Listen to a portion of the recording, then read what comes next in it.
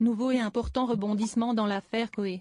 L'animateur a décidé de passer à l'action, alors qu'il est accusé de viol, dont un sur mineur, par une femme aujourd'hui âgée de 25 ans prénommée Julie.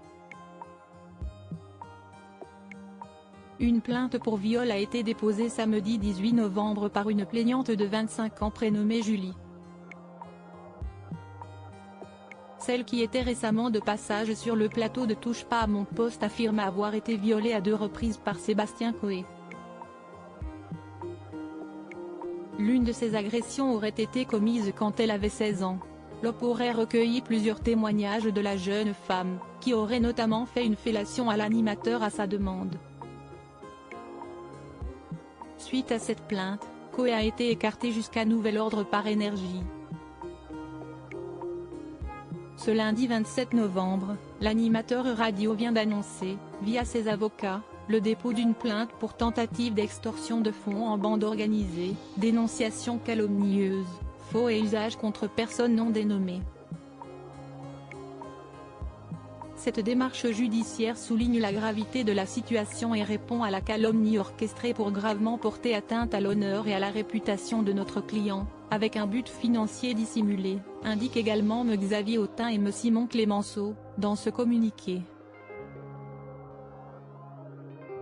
Avant d'ajouter, l'honneur d'un homme ne peut être jeté en pâture sur le fondement d'accusations aussi graves qu'infondées, ajoutent les avocats de Coé.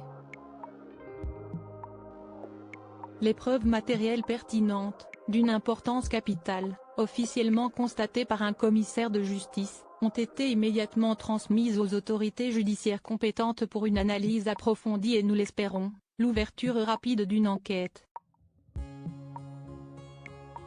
Puis de conclure, nous souhaitons que la justice puisse mener à bien toutes les investigations nécessaires et qu'une réponse ferme soit apportée aux actes dont Sébastien Coé est victime.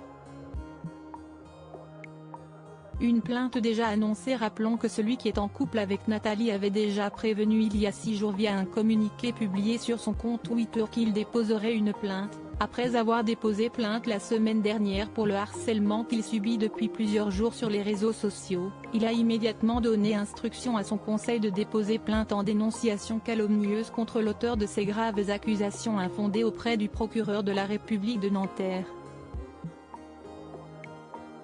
Si est désormais chose faite. Sébastien Coé reste présumé innocent des faits qui lui sont reprochés jusqu'à la clôture de ce dossier.